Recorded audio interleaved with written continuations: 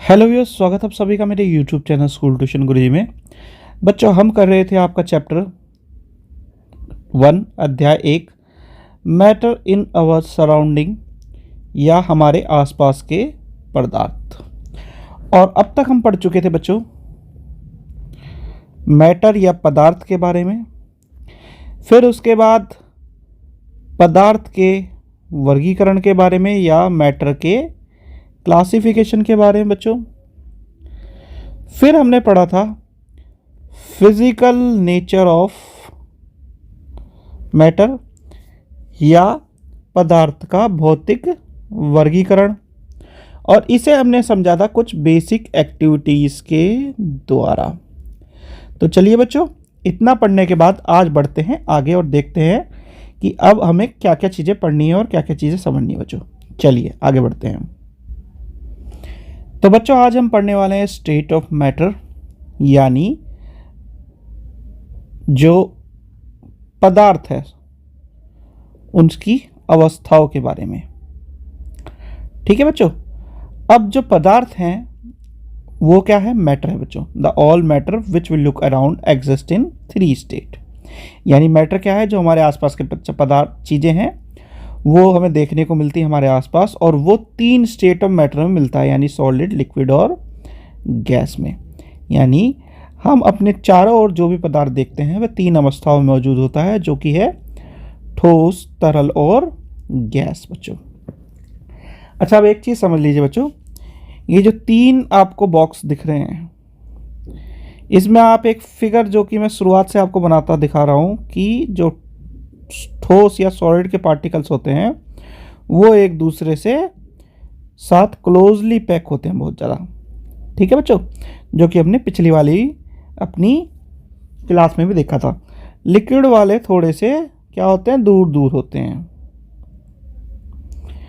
और अगर बात करें गैस की तो ये बहुत ज़्यादा दूर दूर हमें देखने को मिलते हैं। अब इसी बेस पे हम क्या पढ़ते हैं फिर बच्चों आगे कि properties of matter, that is solid, liquid and gas, यानी ठोस, तरल और गैस की क्या पढ़ते हैं बच्चों? हम गुणों के बारे में बच्चों। चलिए अब आगे बढ़ते हैं, गुण पढ़ते हैं इनके।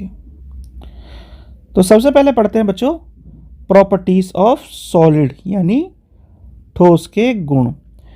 तो गुण और डिफरेंस बच्चों दोनों के दोनों आपके क्वेश्चन कई बार पूछ लिए जाते हैं, तो ये सारे के सारे एक ही साथ में बता रहा हूँ, तो कंफ्यूज मत होइएगा और समझते चलिएगा। तो सबसे पहले बच्चों सॉलिड का एक गुण क्या है बच्चों कि solid have definite shape and fixed volume, यानी ठोस जो है उसका एक निश्चित आकार होता है और निश्चित आयतन होता है, जो कि हमें कैसे पता चलता है कि उसके आकार के और आयतन के हिसाब से हम कह देते हैं कि ये चीज़ ठोस है और ये बदलती नहीं है। अब क्या है बच्चों दूसरी चीज़ जो कि मैं आपको शुरुआत से बताते आ रहा हूँ, क्या कि the space between the particles is minimum, कणों के बीच का स्थान क्या होता है बच्चों? न्यूनतम होता है, यानी उनके बीच में जगह न्यूनतम होती है, ना के बराबर भी हो कह सकते हैं हम, होती है। ठीक है बच्चों। अगला है आपका the force of attraction between the particles is maximum, यानी कणों के बीच आकर्षण बल अधिकतम होता है। अब इसको ऐसे भी समझ सकते हैं बच्चों, कैसे समझ सकते हैं कि कणों के बीच जो स्थान है वो मिनिमम या न्यूनतम है, तो उनके बीच एक दूसरे चिपकने की वजह से आकर्षण बल क्या हो जाएगा? मैक्सिमम या अधिकतम हो जाएगा बच्चों। चलिए अब आगे बढ़ते हैं। अब ये क्या कह रहा है बच्चों? The movement of particles is minimum, यानी कणों की गति भी कैसी है? न्यूनतम है। ठीक है बच्चों। तो जब ये चीज़ें हैं, क्या आकर्षण बल अत्यधिक हो गया, उसके बाद आपका कणों के बीच जो स्थान है वो न्यूनतम हो गया, तो कणों की गति न्यूनतम ही होगी बच्चों। ठीक है बच्चों।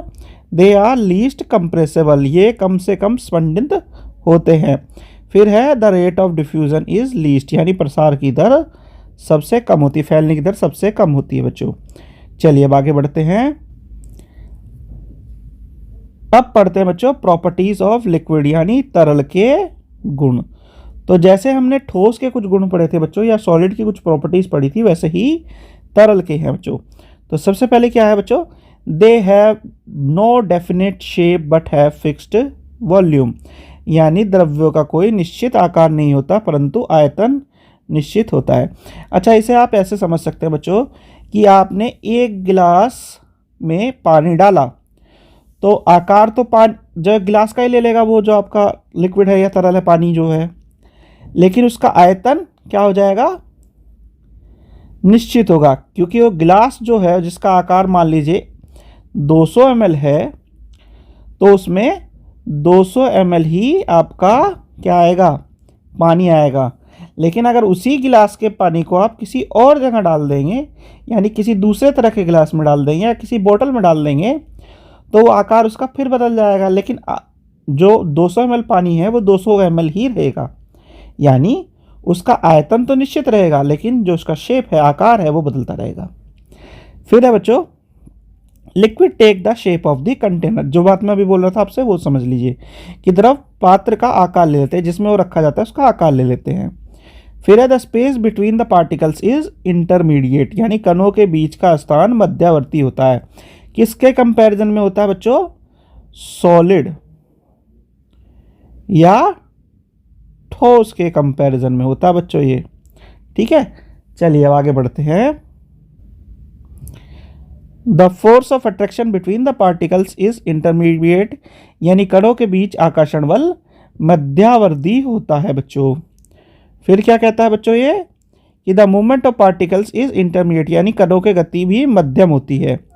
दे आर लेस कंप्रेसिबल, ये कम संकुचित होते हैं, यानी कम दबते हैं बच्चों ये। फिर है कि the rate of diffusion is more than that of solid, यानी इनके विसरण की दर क्या है, ठोस से अधिक हो जाती है। और जैसे कि ये दिखाया गया पिक्चर में बच्चों कि ये क्या दिखाया गया है कि पार्टिकल्स थोड़े अलग अलग से हैं इसमें इन कंपैरिजन टू सॉलिड बच्चों। चलिए अब आगे बढ़ते हैं बच्चों। अब पढ़ते हैं बच्चों प्रॉपर्टीज ऑफ गैस, गैस के गुण। तो गैस क्या है, gas have no definite shape और fixed volume, gas occupies the whole space of the container, यानी गैस का कोई निश्चित आकार या निश्चित आयतन नहीं होता और गैस पात्र के पूरे स्थान को घेर लेती है। जैसे कि आप किसी कमरे में कह सकते हैं कि पूरे कमरे में वायु फैली हुई है, वायु क्या है, एक प्रकार है गैस का बच्चों। अगला क्या है बच्चों, the space between the particles is maximum, यानी कणों के बीच का स्थान अधिकतम होता है क्योंकि वो काफ़ी दूरी दूरी पर होते हैं बच्चों।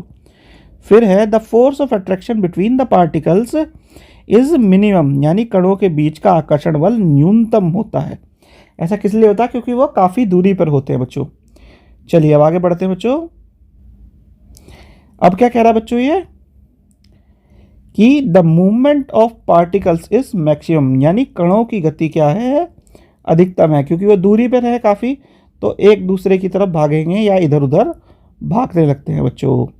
फिर है the most, they are most compressible, यानी ये सबसे ज़्यादा या सबसे अधिक संकुचित हो जाते हैं बच्चों।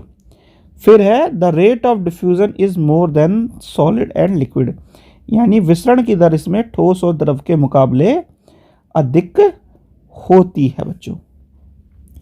तो बच्चों ये क्या था आपका, ये था आपका मेन चीज, किस चीज के बारे में, सॉलिड, लिक्विड और गैस, या ठोस, द्रव्य और गैस के बारे में कंपैरिजन। अब से जरा नॉर्मल वे में एक बार देख लेते हैं बच्चों।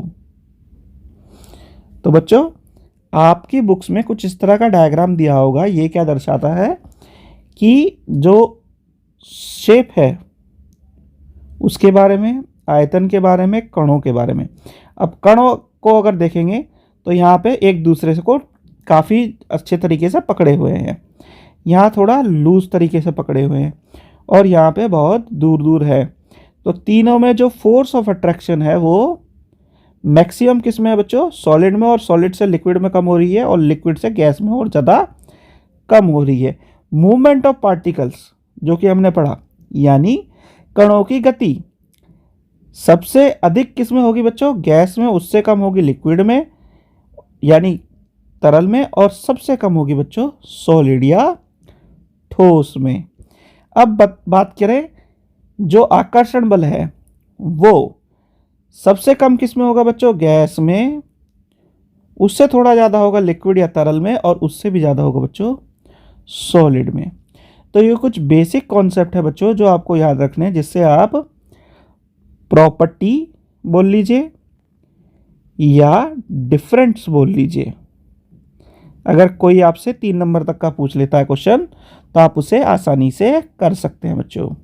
तो बच्चों आज की वीडियो, ये वाला जो टॉपिक है वो भी, आशा करता आपको वीडियो अच्छी लगी होगी। अगर वीडियो अच्छी लगी हो तो चैनल को सब्सक्राइब करें, वीडियो को लाइक करें, शेयर करें।